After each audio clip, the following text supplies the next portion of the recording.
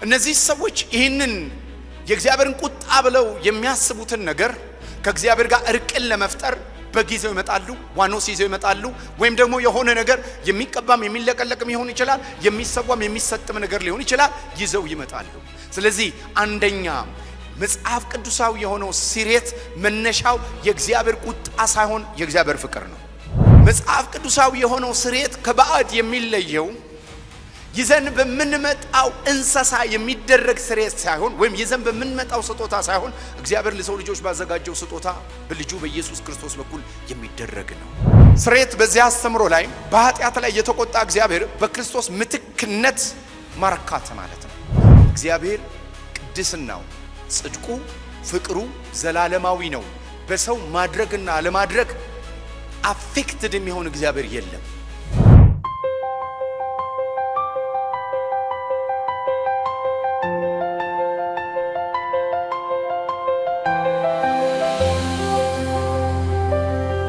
አንደኛ ዮሐንስ ምዕራፍ 2 ቁጥር 2 ላይ ዛሬ አንዳንድ ፍሬምወርኮችን ላስቀምጥና ረጋ ብለን ይሄንን ክፍል እንመለከታለን። እርሱ የኃጢአታችን ማስተሰሪያ ነው፣ ለኃጢአታችን ብቻ አይደለም ነገር ግን ለዓለም ሁሉ ኃጢአት እንጂ። ስርየት ምንድነው? ምንድነው ስርየት? ይህ ቃል አምስት ነገሮችን ላንሳላችሁና ዛሬ ፍሬምወርኮችን ላስቀምጥ። ስርየት ምንድነው የሚለውን አንደኛ በባዕድ አምልኮ ውስጥ ያሉ ሰዎች ይህን ቃል ይጠቀሙበታል። የባዕድ አምልኮ ውስጥ ያሉ ሰዎች ስርየትን ሲፈቱ እንዲህ ብለው ይፈቱታል። ስርየት ማለት የተቆጣን አምላክ ማርካት ወይም ማብረድ ወይም ደስ ማሰኘት ማለት ነው። የስርየታቸው መንስኤ ደግሞ ምናልባትም መብረቅ፣ የሰብል መቃጠል ወይም የሰብል አለመኖር፣ ድርቀት ወይም ድርቅ፣ የዝናብ አለመዝነብ፣ በሽታ የመሳሰሉት ነገር የአምላክ የቁጣ መገለጫዎች ናቸው። አምላክ ተቆጥቷል ተብሎ የሚታሰበው ድርቅን ሲመጣ፣ ጦርነት ሲመጣ፣ ወረርሽኝ ሲመጣ፣ መብረቅ ሲመጣ፣ ፈጣን የሆኑ ሰዎችን የሚገድሉ ነገሮች ሲመጡ አምላክ ተቆጥቷል ተብሎ ስለሚታሰብ ለአምላክ ስርየት ይካሄዳል። እንደ እምነቱና እንደ ባህሉ የባዕድ አምልኮ ላይም የስርየት ወይም የተቆጣን አምላክ ማብረጃ አለ። ስለዚህ የእግዚአብሔርን ቁጣ የሚረዱት ወይ በህመም ወይ ዝናብ በማጣት ወይ በሰብል መቃጠልና በተለያዩ መልኮች አምላክ ተቆጥቷል ብለው ያምናሉ። ይህ ከክርስትና ባዕድ ነው፣ ለክርስትና ባዕድ ነው። ዛሬም ግን የሚያሳዝነው በእግዚአብሔር ቤቱ ያሉ ሰዎች የእግዚአብሔርን ስርየት ወይም የእግዚአብሔርን ቁጣ የሚረዱት በፍጥረታዊ ነገር መሆኑ ነው የሚያሳዝነው። እነዚህ ሰዎች ይህንን የእግዚአብሔርን ቁጣ ብለው የሚያስቡትን ነገር ከእግዚአብሔር ጋር እርቅን ለመፍጠር በጊዜው ይመጣሉ፣ ዋኖስ ይዘው ይመጣሉ። ወይም ደግሞ የሆነ ነገር የሚቀባም የሚለቀለቅም ይሆን ይችላል፣ የሚሰዋም የሚሰጥም ነገር ሊሆን ይችላል፣ ይዘው ይመጣሉ። ስለዚህ አንደኛ መጽሐፍ ቅዱሳዊ የሆነው ስርየት መነሻው የእግዚአብሔር ቁጣ ሳይሆን የእግዚአብሔር ፍቅር ነው። ሁለተኛ መጽሐፍ ቅዱሳዊ የሆነው ስርየት ከባዕድ የሚለየው ይዘን በምንመጣው እንሰሳ የሚደረግ ስርየት ሳይሆን ወይም ይዘን በምንመጣው ስጦታ ሳይሆን እግዚአብሔር ለሰው ልጆች ባዘጋጀው ስጦታ በልጁ በኢየሱስ ክርስቶስ በኩል የሚደረግ ነው። ሶስተኛ ፍሪ ድሪቭን አይደለም፣ ፍርሃትን ማዕከል ያደረገ አይደለም፣ ፍቅርን ማዕከል ያደረገ ነው። ስርየት እግዚአብሔር ዓለምን ስለወደደ የሰራው ስራ እንጂ ዓለምን ስለተቆጣ የሰጠው ስጦታ አይደለም። ስለዚህ የአሕዛቦች ፊር ድሪቭን ነው። ሁለተኛ የራሳቸው መስዋዕት ነው። ሶስተኛ የእግዚአብሔር ቁጣ ነው። በአራተኛ ደረጃ the doctrine of God የእግዚአብሔር ቁጣ ብለው የሚያስቡት እግዚአብሔር ማለት unpredictable ነው፣ ማለት ሙዲ ነው። ዛሬ ፀሐይ ሊያወጣ ይችላል፣ ነገ በረዶ ሊልክ ይችላል። ይሄ እግዚአብሔር ሙዲ ነው ለነሱ። ማለት ፕሪዲክት አይደረግም። በምን ደስ እንደሚለው በምን እንደሚቆጣ አይታወቅም። ኪዳናዊ አይደለም፣ በህብረት የተመሰረተ አይደለም። በግምትና በስሜት ላይ የተመሰረተ፣ በክስተቶች ላይ የተመሰረተ ዕውቀት ነው። ስለዚህ የባዕድ የስርየት ትምህርት ወይም የባዕድ አማልክቶች አምልኮ የስርየት ትምህርት ይህንን ይመስላል። በሁለተኛ ደረጃ መጽሐፍ ቅዱሳችንን በመናነብበት ሰዓት ላይ ደግሞ ወይም ደግሞ የቤተ ክርስቲያንን ታሪክ በመንመለከትበት ሰዓት ላይ ደግሞ ሁለተኛ የስርየት ምልከታ አለ። ይሄ የምትክነት ቅጣት የሚባለው ፔናል ሰብስቲቱሽን የምንለው ማለት ነው። የምትክነት ቅጣት ስርየት በዚያ አስተምሮ ላይ በኃጢአት ላይ የተቆጣ እግዚአብሔር በክርስቶስ ምትክነት ማርካት ማለት ነው። ሆሊነሱ አፌክት የሆነ ወይም ቅድስናው የተነካ ሕጉ የተጣሰበት አምላክ ልጁን ኢየሱስ ክርስቶስ በመላክ ለሰው ልጆች ስርየትን እንዳደረገ የሚናገር ነው። የዚህም መልእክት ቁጣው የተለየ አይደለም፣ ግን የተቆጣበት ምክንያት ኃጢአት ነው። እንደገና ደግሞ ሰው ባመጣው ሳይሆን እርሱ በላከው በክርስቶስ ኢየሱስ በኩል ቅድስናውን ወይም ደግሞ የተላለፉትን ኃጢአቶች ለማርካት የተደረገ ቅጣት አድርገው የሚያስቡ ሰዎች አሉ።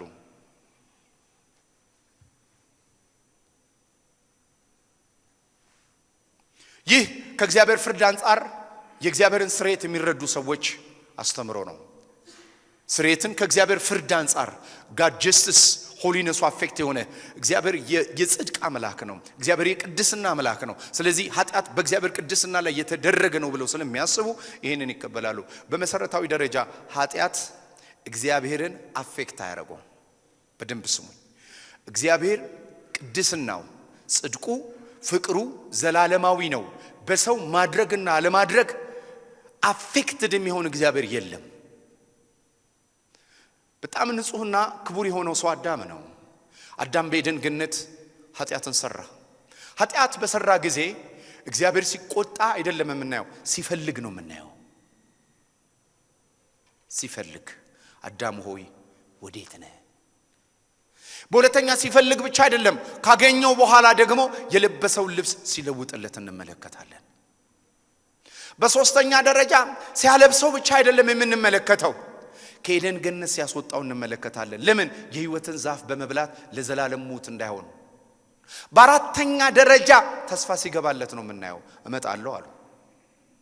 እመጣለሁ፣ ኃጢአትን ልረታ እመጣለሁ አሉ። በአዳም ሕይወት ውስጥ በሰራው ኃጢአት ሞት እንዳገኘው እንመለከታለን። ሞት ግን አዳም ኃጢአት ስለሰራ የእግዚአብሔርን ፍርድ የሚያሳይ አይደለም። የአዳም ምርጫ ያመጣውን ክስተት ነው የሚያሳየው። አጭር ምሳሌ ልስጣችሁ።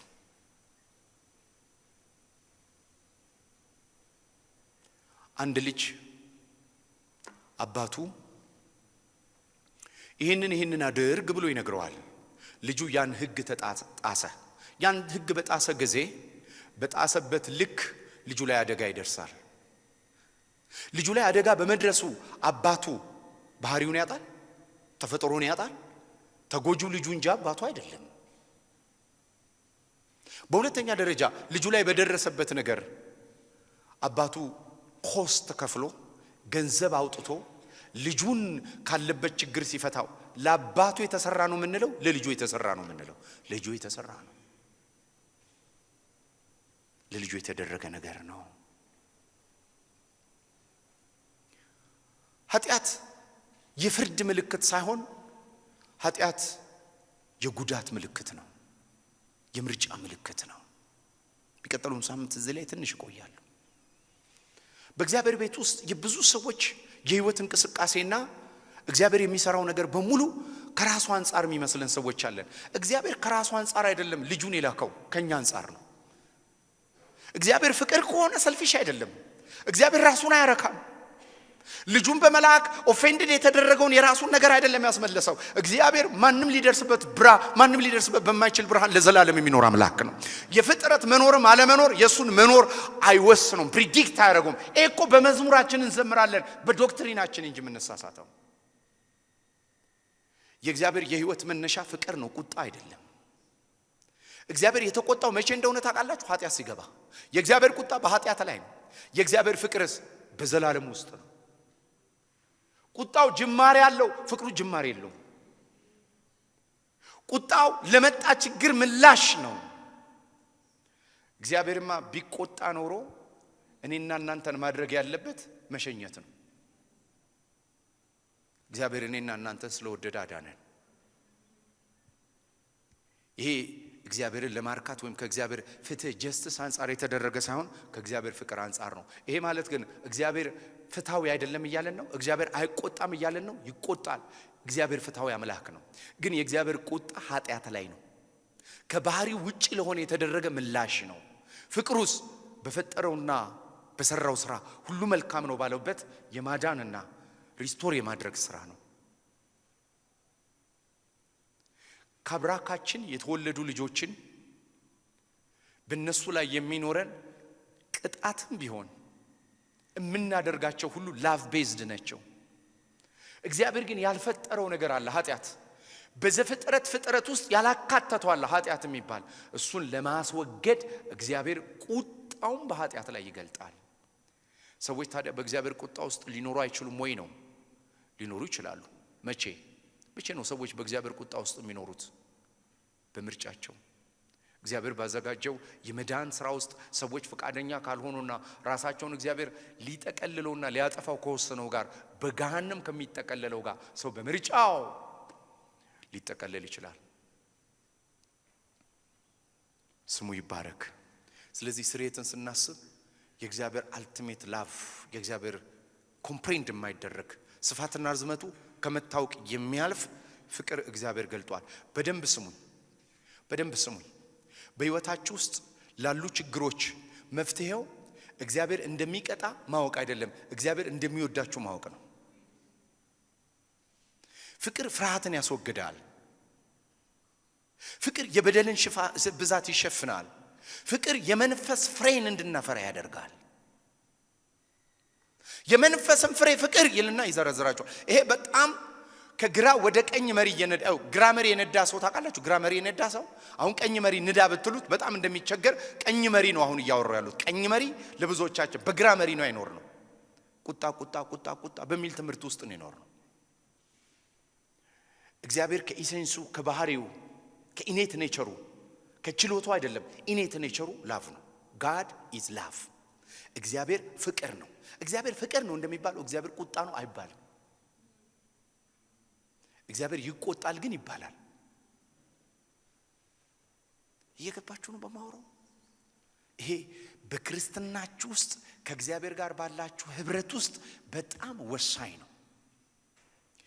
ፊር ቤዝድ ሪሌሽንሺፕ እና ላቭ ቤዝድ ሪሌሽንሺፕ ኮምፕሊትሊ የተለያየ ነው። ፍርሃትን ማዕከል ያደረገ ህብረትና ፍቅርን ማዕከል ያደረገ ህብረት በጣም የተለያየ ነው። ቤት ውስጥ በእንጀራ እናት ሲቀጠቀጥ ያደገ ሰውና በእናት በአባቱ በትክክል ያደገ ሰው ሰልፍ ስቲሙ ልክ አይደለም፣ ይለያያል። በእግዚአብሔር ፍቅር ውስጥ ደጉ ታይራይን በሆነ ቀጥቃጭ እግዚአብሔር ውስጥ አይነት ስዕል አትመስርቱ። እግዚአብሔር ፍቅር ነው። ፍቅሩን ለመግለጥ ደግሞ መኪናና ቤት አይደለም የሰጠን፣ ልጁን ነው የሰጠን።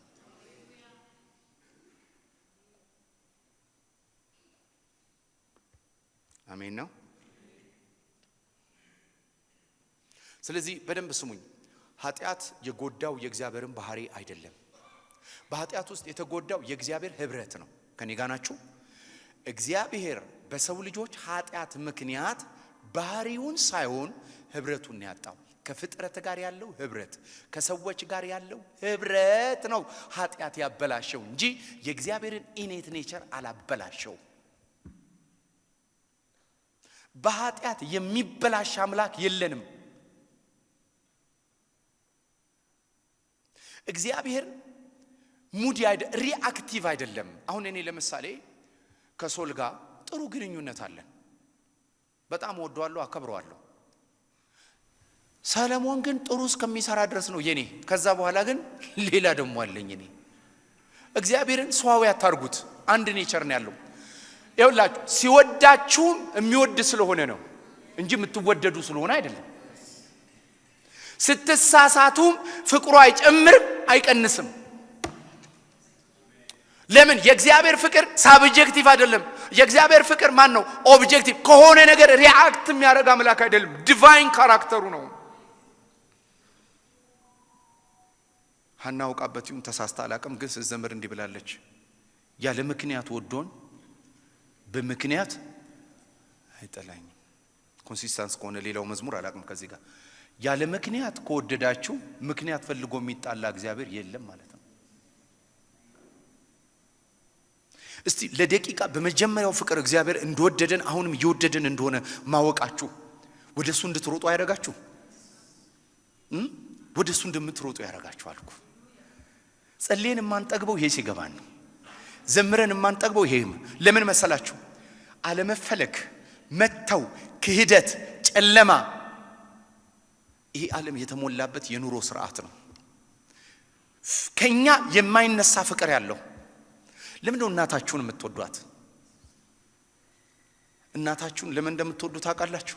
መጽሐፍ ቅዱስ ስለሚል ነው። እናት ልጆቿን ልትተው አትችልም። እናት ወንበዴ ልጇ ሰፈር ሁሉ ጠልቷት እናት በልጇ ላይ ያለው ፍቅር አይለወጥም። ለምን? አመጣ ወልደዋለች። ወገኖች ወይ ፍጥረቱ እንደሆነ ታውቃላችሁ? የእጆቹ ስራዎች ነን። እግዚአብሔር እናንተን ሲያይ መልኩን እንደሚያይባችሁ ታውቃላችሁ? በመልኩና በምሳሌው እንደፈጠራችሁ ታውቃላችሁ? እግዚአብሔር እንደዚህ አለ፣ የሰው ልጅ ከወደቀ በኋላ ማንም ሰው የሰው ልጅ እንዳይገድል አለ። ለምን? የእግዚአብሔር መልክ አለውና አለ። ይሄ ሲገባን ነው እንግዲህ የሂውማን ራይት የሰው መውደድ ምንጀምር፣ ሰው ማክበር ምንጀምረው፣ ለሰው ቫልዩ የሚኖረን ይሄ ሲገባን ነው። ኢሜጅ ኦፍ ጋድ የእግዚአብሔር መልክ ሰዎች ላይ እንዳለ ሲገባን ነው። አልበለዚያ ግን ሰውኛ ጋር እንደመጠቀሚያ ነው። እግዚአብሔር ሰውን ባከበረበት ክብር ለማክበር ከፈለግን የእግዚአብሔር ፍቅር ህይወታችን ላይ ሊገባን ይገባል። አልበለዚያ ሶሻሊስቶች ነው ምን ሆነው። ሶሻሊስቶች ስርዓቱ ከቀጠለ ሰው ግብ አይደለም። እግዚአብሔር ዓለም ጋር ግን ሁሉ ነገር ስለ ሰው ለማዳን የተሰራ ስራ ነው። 99ኙን ተትቶ አንዱ ፍለጋ የተመጣበት እዚህ ምድር ላይ እናንተ ብቻ በቀሩ ጌታ እንደሚመጣ ታውቃላችሁ? እናንተ ሊያድን ሌላ ሰው ባይኖር እናንተን ለማዳን ይመጣል። በእንዲህ አይነት የወደዳችሁ አምላክ አላችሁ። ተወድጃለሁ በሉ እስቲ። ብዙዎቻችን መወደድ ላይገባን ይችላል። ለምን እንደማይገባን ታውቃላችሁ? ይሄ ዓለም ማለት ቢትሪያል የተሞላበት ክደት የተሞላበት ንቀት የተሞላበት ብዙ አመጽና ጨለማ የተሞላበት ዓለም ላይ ስለተፈጠርን የእግዚአብሔር ፒውር የሆነውን ፍቅር ለማወቅ በመንፈስ ቅዱስ የፈሰሰውን ለማወቅ መንፈስ ቅዱስ ካረዳን በስተቀር የእግዚአብሔርን ፍቅር ለማወቅ በጣም ነው የሚከብደን። አንዳንድ ጊዜ እኮ ባል ሚስትን ተወጃለሁ ይስባል ወዳታለሁ በጣም ነው መወዳት ህይወቴን ራሱ አሳልፈ ይሰጣታለሁ ምናምን ይልና ለምንድን ነው ስትሏት ወጡ አይጣፍጣል ነው የሚለው። በቃ ዞሮ ሆዱን ነው የሚወደው አዙሮ። አያችሁ የእግዚአብሔርንም ፕሮፒቲሽን የእግዚአብሔርንም ስርየት ራሱን ስለወደደ የተሰጠ መስዋዕት አድርገን እባካችሁ አትመልከቱ። እግዚአብሔር ስለተናደደ ራሱን ለማርካት አይደለም ልጁን የሰጠው። እግዚአብሔር ፍቅር ነው። ካራክተሩ ሉዝ የሚያደርግ የሚበሳጭ አምላክ አድርጋችሁ እግዚአብሔርን አትመልከቱት። እግዚአብሔር ፍቅር ነው። ቁጣ በኋላፊ በአሁንና በወደፊት ጊዜ የሚቀጥሉት ጊዜያቶችን እንመለከታለን። ግን እንደ መግቢያ የምናገረው ይህንን ነው። እንደ መግቢያ የምነግራችሁ ለብዙ ጊዜ በቤተ ክርስቲያን ውስጥ ፔናል ሰብስቲቱሽን የሚለው ወይም ደግሞ የኃጢአትን ስርየት ከቅጣት ጋር ከፔናሊቲ ጋር በቅጣት የተሰጠ ምትክነት አድርጎ ማሰብ በጣም የተለመደ ነው። ግን እግዚአብሔር ልጁን የሰጠበት ምክንያት ይሄ ነው። ስለዚህ ይሄ አስተምሮ ምን ይላል? ፍትህነት ቅጣትና ይቅርታ ጁዲካል ነው የሚረዳው። ከፍትህ አንፃር ነው የሚረዳው። በፍርድ ቤት ቋንቋ ነው የሚረዳው። የእግዚአብሔርን ስርየት ከፍርድ ቤት ከፍትህ አንፃር ነው የሚናገር። ከጀስትስ አንፃር ነው የሚረዳው። ከላቭ አንፃር አይደለም የሚረዳው። በእርግጥ ጀስትስ የለውም ወይ ነው? አለው። ፍትህ አለው። ፍትህ ግን እግዚአብሔር ላልፈጠረውና ላሰራው ያስወገደበትና የፈረደበት ነው። እግዚአብሔር የፈጠረውን ፍጥረት የሚበላ አምላክ አይደለም። መጀመሪያም ያልተሳሳተ አምላክ ነው። ሁሉም በማወቅ ውስጥ የሰው ውድቀትና የሰውን ስራ ሁሉ ያውቃል። እግዚአብሔር በዘላለም ውስጥ ዓለም ሳይፈጠር ነው በክርስቶስ ኢየሱስ የማዳን አጀንዳ ይዘረጋው። እንዲወድቅ አድርጎ ባይፈጠረውም እንደሚወድቅ ግን አያውቅም ማለት አይቻልም።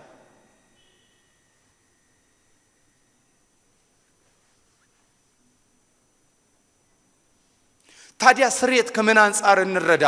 ሶስተኛው በቤተ ክርስቲያን ያለው ምልከታ ስርየትን መረዳት ያለብን ከቅጣት አንፃር ሳይሆን ከኃጢአት ማስወገድ። እየሰማችሁኝ ነው? ከኃጢአት ማስወገድ አንፃር ነው በሌላ አማርኛ ከባህሪው ውጭ የሆነውን እግዚአብሔር ያልፈጠረውና ያልሰራው ኤሊየን የሆነውን በአዳም መሳሳት ወደዚህ ዓለም የገባው በወደቀው የፍጥረት ስርዓት ውስጥ በዲያብሎስና በጨለማው ዓለም እየተመራ በሰው ቸርቻሪነት በአዳም ወደዚህ ዓለም የገባው እግዚአብሔር በመስቀል በኩል ሊያስወጣ የሰራው ስራ ነው። ያልፈጠረውን የሱ ያልሆነውን ያስወገደበት በሱ ባልሆነ ነገር ላይ የፈረደበት ነው። ስለዚህ እግዚአብሔር ከቅጣት አንፃር ሳይሆን ኃጢአትን ከማስወገድ አንፃር ስርየትን እንዳደረገ ልንረዳ ይገባል። ታዲያ ቁጣም ይወገዳል። አው ባይ ዲፎልት ኃጢአት ከተወገደ ቁጣውም በዛው ይወገዳል፣ ግን ዳይሬክት አይደለም።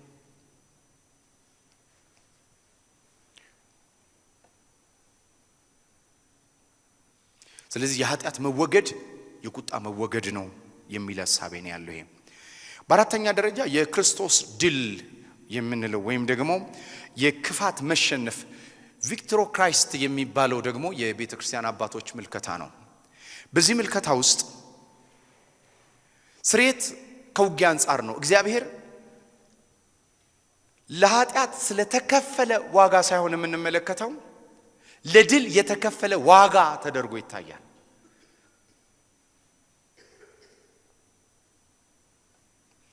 መስቀሉ የድል ቦታ እንጂ የክፍያ ቦታ አድርገው ደግሞ እነዚያ ያዩትም እነዚያ አባቶች ምን የተሸነፈበት ኃጢአት፣ ምን የተሸነፈበት ሞት፣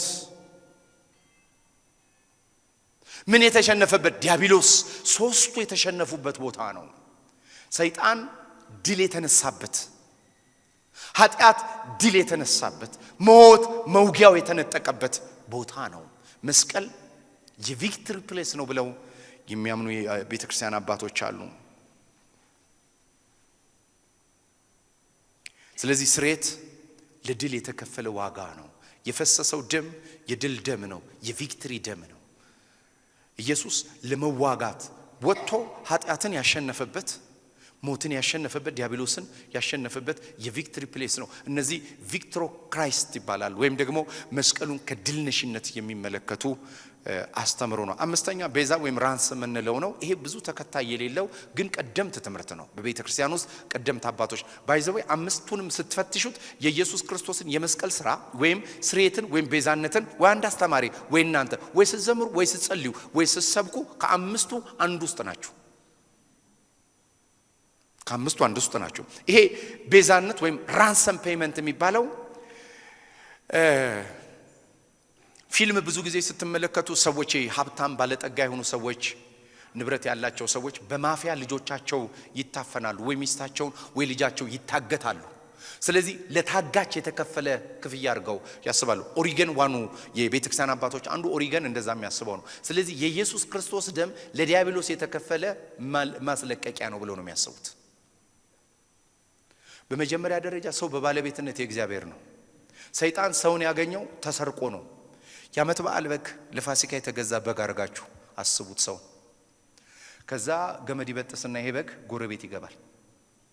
ጎረቤት አርብን ስቅለትን ታገሰው ቅዳሜን ታገሰው እሁድ ሊያርዱት አስቀምጠው ቅዳሜ ማታ ቢገኝ ሰዎቹ ክፍያ ነው የሚያስፈልጋቸው ወይስ መልቀቅ ነው? ቶሎ ብላ ያለባቸው መልቀቅ ነው። ለምን? በባለቤትነት የነሱ አይደለም ይሄ በግ። ሰይጣን በባለቤትነት እኛም ባይዘወይ በባለቤትነት አይደለም የያዘን፣ ከእግዚአብሔር ወድቀን ያገኘን። እግዚአብሔር ደግሞ ባለቤቱ የራሱን ነገር ለመመለስ ሲመጣ ሰይጣን ባይ ዲፎልት መልቀቅ አለበት። ለምን? ኦነር አይደለም። ሰው በባለቤትነት የእግዚአብሔር ነው። በኃጢአት ምክንያት ግን ከእግዚአብሔር እጅ ወድቆ ነበር። እግዚአብሔር ደግሞ ልጁን ልኮ ፍለጋ መጥቷል። ፈልጎ ሲያገኘው ዲያብሎስ የሰር ብሎ ነው መልቀቅ ያለበት እንጂ ለሱ የሚከፈል ምንም አይነት ፔመንት የለም። ከተከፈለውም ዱላ ነው።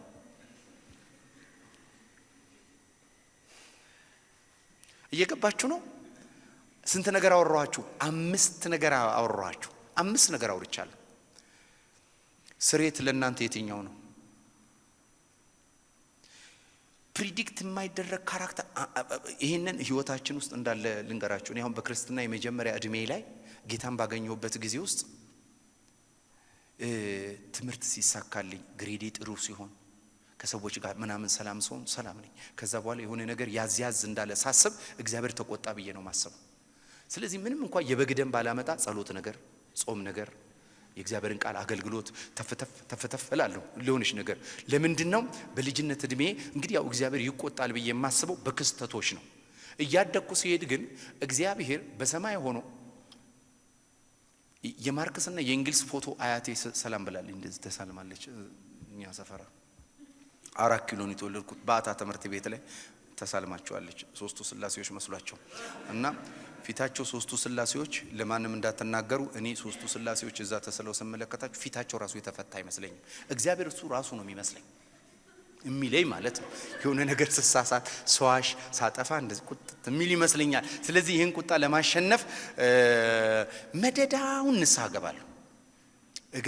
እገባና ንስሐ ስገባ በልጅነቴ ነው የምላችሁ 7-8-9 ዓመቴ ላይ በጌታ ቤት ነው ያደግኩትና ንስሐ ገባና ከዛ በኋላ የረሳሁት ሊኖር ይችላልና ደግሞ በወረቀት ጽፏለሁ። ከዛ አለቅሳለሁ። ከዛ በኋላ ደግሞ አገለግላለሁ። ከዛ መጽሐፍ ቅዱስን ለቅጣት ብዬ 10 ጊዜ አነባዋለሁ። ይሄ የዛኛው የባዕዶችም እንደዚሁ ነው የሚያደርጉት ማለት ነው። ይሄ መጽሐፍ ቅዱሳዊ አይደለም። የልጅነት ባህሪም ካለ ይሄ ትክክለኛ ራንሰም አይደለም፣ ትክክለኛ ፕሮፒቲሽን አይደለም። ስሬትን እግዚአብሔርን ሙዲ አድርጎ ከመመልከት መውጣት አለብን። እና አንዳንድ ጊዜ ሰዎችም ሲፈልግ የሚያድን ሲያሻውም የሚገድል ሲሉ ግብታዊ እንዳያረጉ ትፈራለሁ። እግዚአብሔር ሲፈልግ ማለት ማዳንም መግደልም በእጁ ነው ማለት ሉዓላዊነት ከሆነ ከሶቨርኒቲ አንፃር ከሆነ ልክ ነው። ግን ሲፈልግ የሚባል ነገር የለውም። እግዚአብሔር የመራ አምላክ ነው። እግዚአብሔር ከባህሪ ውጭ መሆን አይችልም። አክትና ሪአክት የለውም። ይሄ ካለውማ ምን መጠጊያ እዚህ ምድር ላይ አለን? እንዴት እንደሚያቆርፍ ምን ደስ እንደሚያሰኘው ያላወቅነውን አምላክ እንደመከተል ከባድ አይደል እንዴ? ክፉ አሰሪ ማለት እኮ ነው።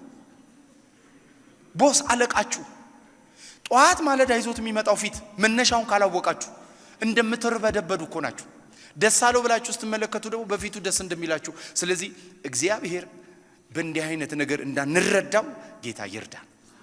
ሁለተኛው ሁሉን ከቁጣ የሚደምር ሰው አለ። ሁሉን ቁጣ ብሎ የሚዘጋለ ቁጣ እግዚአብሔር ፊቱ የማይፈታ ቁጣ ዱላ ከእጁ የማይለየው አድርጎ ደግሞ እግዚአብሔርን ከቁጣ የሚነሳለ። ይሄ ባለፈውም ሲስም ጋር ስናወራ ነበር። የቤተ ክርስቲያን አባት የነበሩት ሰዎች የመጀመሪያ አባቶች አብዛኞቹ ጆን ከልቪን ሎየር ነበር፣ የህግ ሰው ነው። እሺ ጆን ከልቪን ብቻ እንዳይመስል ሉተር ራሱ የህግ ሰው ነው። ጀስቲስ ላይ ነው እግዚአብሔርን ከጀስቲስ አንፃር ነው የሚመለከቱት፣ ፍትሃዊነት። እናንተናም ራሱ መጽሐፍ ይሄ ጀርመን ላይ ትልቅ ለውጥ ለምጣ ያመጣው እነ ቦንሁቨር የፖለቲካ ታጋይ ነው የሆኑት። እነሱ ደግሞ ጭራሽ የሂውማን ራይትም ተሟጋች ነው የሆኑት ከጀስቲስ አንፃር ሲመለከቱት። ስለዚህ ፕሪሳፖዚሽን ሁሉ ያለ አእምሯችን ላይ ፍትህን የተማረ ጀስቲስን ለብዙ ጊዜ የተማረ ሰው from justice perspective ባይብልን ሲያነብና እግዚአብሔር ነገሮችን የሚያይበትን እይታ አይናችንን ካልከፈተኮ በብርሃኑም ነው ብርሃን የምናየው። አይን ስላለንም አናይም፣ ስላነበብንም አይደለም። ሁላችንም የፕሪሳፖዚሽን ውጤቶች ነን። በጥሩ አባት ካላደግን እኮ የእግዚአብሔር አባትነት ራሱ አይገባን። በምድራዊ አባቶቻችን ነው እኮ እግዚአብሔር አባትነትን የምናየው። ስለዚህ በወደቀና በተበላሸ ዓለም ውስጥ ይዘን የመጣናቸው ስዕሎችን እግዚአብሔር አእምሯችንን ካላደሰ በስተቀር ስለ እግዚአብሔር ያለን ምስልና መልከታ የተበላሸ ነው። አንዳንድ ሰዎችም ሲጽፉ ስትመለከቷቸው እንደሱ ነው የሚጽፉት። የህግ ምሁር ከሆነ እኔ ልንገራችሁ፣ መጽሐፍ ቅዱስን 2 ሰዎች ጽፈውታል። ይሄ ቤተክርስቲያን አባቶች፣ አንዳንዶቹ ዶክተር ናቸው፣ አንዳንዶቹ ፖሊስ ናቸው። ፖሊሶቹ ጥብቅና ነው የሚቆሙት። ወዲያው የእግዚአብሔር ፍትህ የእግዚአብሔር ጥብቅና ስለ እግዚአብሔር ነው የሚቆሙት። እኔና እናንተ በበደል ደግሞ የታመምነው ሰዎች ከጥብቅና ከፖሊስ በፊት ዶክተር ያገኛል። ታማሚ በነገር ሁሉ ምንሰት ነው። ፖሊስ ያገኘለት አለቀልን። ስለዚህ ፖሊሳዊ ትምህርቶችና የዶክተር ትምህርቶች እኔ አባቶችን ስረዳ ነው ብዙ የቤተ ክርስቲያን አባቶችን ሳነብ ብዙዎቹን ስትመለከታችሁ አንዳንዶቹ ዶክተር ናቸው፣ አንዳንዶቹ ፖሊስ ናቸው። እነዚህ ፖሊስ የሆኑ ሰዎች ወይ ከውትድርና የመጡ ናቸው፣ በህግ የተመረቁ ናቸው፣ ሎየር የነበሩ ናቸው፣ ጀስቲስ የነበሩ ናቸው። በቃ ከፍትህ አንፃር ነው እግዚአብሔርን የሚረዱ። ፍትህ ውንዝፍ ሲል አይወዱም። እነዚህ ዶክተር የሆኑ ሰዎች ደግሞ የእግዚአብሔርን ፍቅር ኢንተርቴን ያደርጋሉ። በሰው ህይወት ውስጥ ሚዛናዊ ማድረግ የሚከብደን የእግዚአብሔርን ፍቅርና የእግዚአብሔርን ጽድቅ ሚዛናዊ ማድረግ ሁሌ ፈተናችን ነው። እግዚአብሔር ግን በባህሪ ውስጥ ሁለቱ ሳይጣሉ የሚኖሩ አምላክ ነው። አይገርምም? ስለዚህ ነው እግዚአብሔርን አውቀ ነው ማንጨርሰው። ሁሌ ነው የልቦና አይኖቻችን መከፈት ያለባቸው። አንዳንድ ጊዜ ምንልና በፍቅር ውስጥ ከዛ በኋላ ደግሞ እግዚአብሔርን ፍትህ ደግሞ እንረሳዋለን። የእግዚአብሔርን ጽድቅ ደግሞ የእግዚአብሔርን ሆሊነስ እንረሳዋለን። አንዳንድ ጊዜ ደግሞ እግዚአብሔር ከሰው በሚጠብቀው ትምህርት ማለት አንዳንዱ የእግዚአብሔር ፈቃዶች በቅድመ ሁኔታ የታጠሩ ናቸው። እሺ ብትል የምድርን በረከት ትበላለህ፣ እናትና አባትን አክብር እድሜ በምድር ይረዝማል ምናምን የሚለውን ሰምተን እሱን ስንታገል እንቆይና ደግሞ ሉዓላዊነቱን እንረሳዋለን። ሉዓላዊ የሆነውን እግዚአብሔር ማለት ከኛ ድካም አልፎ የሚሰራው በተዘጋ በር የሚገባው ነው። እጁ መድኃኒት የምታበቅለውን እንረሳውና ባርግና ባታድርግ ውስጥ ደግሞ እንወድቃለን። ምስኪኖች ነን።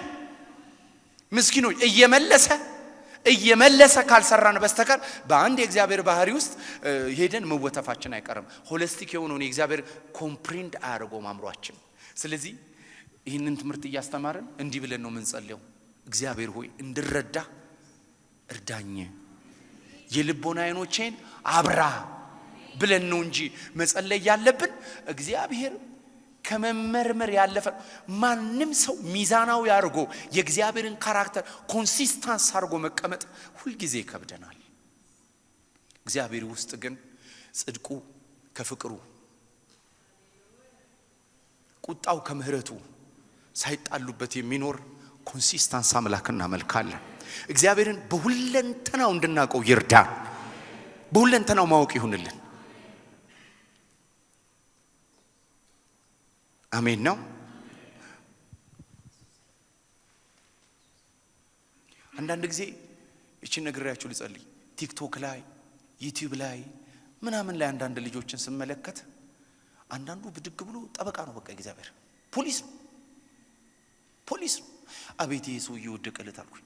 ኢየሱስ ይወደቀለት ራሱን አይመርም አልኩኝ። አይመርም፣ ፖሊስ አይመርም። ይጠጣል እንዲያርጎ እንዳጤ ቴድሮስ መረባና እኔም ብሎ አማኝ ብሎ ራሱ ነው የሚጠጣው። ለምን የሚያሳዝነው ራሱም ላይ ሊፈርድ ይችላል። አንዳንድ ሰው ይሄ እንትኑን ስመለከተው አንገሩን ስመለከተው የእግዚአብሔር ጥብቅናውን ስመለከተው ይገርመኛል። አንዳንድ ሰውስ ሂዳዝን ነው የሚሰራው የሚያመጣበትን ጣጣ ደግሞ አንዳንድ ሰው አያውቅም። ብድግ ብሎ ያለ ምንም ችግር ነው እግዚአብሔርን ክትፍ አድርጎት ሰፈሩ አውሎት በሱ ቁመት ከርክሞት የራሱ እግዚአብሔር አለ። ፍቅር ነው በቃ ምናምን ብሎ ሽምድድ አድርጎት ኪሱ ከቶት የሚዞር ሲፈልግ የሚያወጣው ሲፈልግ በዚህኛው ኪስ የሚከተው እግዚአብሔር ያለው ደግሞ አለ። እግዚአብሔር ከእንዲህ አይነት የእግዚአብሔር ምልክት አይኖቻችንን ያንሳ። ስሙ ይባረክ። እግዚአብሔር ሆይ ልትመረመር አትችልም። ከልባችን ይልቅ ታላቅ ነህ። ሁሌ አይኖቻችንን አብራ። የመንፈስ ጥገኛ አድርገን ሁሌ በክብርህ እንወቅ። ሁሌ በመጽሐፍ ብቻ አይደለም እግዚአብሔር ሆይ በመንፈስህ መረዳትን ስጠን። የዘላለም አምላክ እግዚአብሔር ሆይ ክብርህን፣ ማደሪያህን፣ ትልቅነትህን፣ ቁሩብነትህን ረጅም ደግሞ እግዚአብሔር ሊደረስ የማይችል ሆኒነስ እንዳለ አባትነትን ደግሞ ፈራጅነትን በሁሉ እንድናቀ እግዚአብሔር ሆይ በኢየሱስ ስም እርዳን። እግዚአብሔር ሆይ እርዳን። እኔ አንድ ጸሎት ልጸልይ ለሁላችንም። ቆመን እንጸልይ። ይሄን ጸሎት ቆመን እንጸልይ። የሚቀጥለው ሳምንት የተቀረውን እናወራለን። ቆመን እንጸልይ። የልቦና አይኖቻችን ይብሩ።